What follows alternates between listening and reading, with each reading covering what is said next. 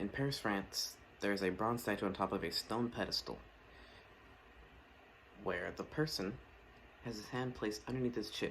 Without anything being said about this statue, we automatically assume this person is thinking. I'm Desmond Hayes, and we're going to be talking about manipulators. Manipulators are self-touching behavioral cues that we do throughout conversation. They're very natural, so we typically don't catch them, but the person on the receiving end of the conversation does catch them. These manipulators can show signs of discomfort. When we don't like something, maybe we're lying, we mess with our fingers, twiddle our thumbs, maybe make a slanted face. But not all manipulators are actually bad. There are even good manipulators. When you are comfortable and relaxed around a person, typically play with your earlobe or maybe touch your hair a little bit, which is very good for the other person because it shows that you're relaxed and calm around them. In the show Criminal Minds, which is about the FBI unit known as the Behavioral Analysis Unit, which studies human behavior, very fitting, one of the main characters, named Dr. Spencer Reed, has been accused of a crime and placed in jail for something he did not do.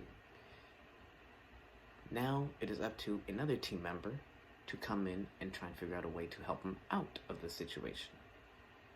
While conducting the interview with him, Dr. Reed continues to mess with his thumbs and rub his face, try and remember something, as it is very difficult for him to process and remember what had happened to him since he was drugged. The conversation carries on, and as it does, Spencer Reed grows increasingly irritated, while our interviewer is very calm. She understands that he's in a very tough situation and he wants out. She even believes him, and she knows that he's telling the truth and that he did not commit that crime.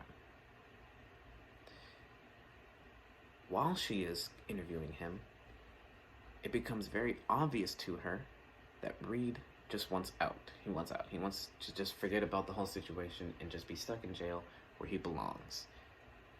This is very fitting and telling of manipulators, as without him ever even really saying anything, and even when he does say something, he typically touches himself afterwards. This can help really prove and put things to rest. Since our manipulators, which are self-touching, and we do them so naturally that sometimes we even forget that we're doing them, they can be quite impactful and shift and change the way a conversation is going and what it's really doing. Sometimes these manipulators can help conversations go in a more positive direction, or sometimes in a more negative direction. It's really up to the person that is viewing and receiving these manipulators, as opposed to the person that is doing the manipulating, the self-touching.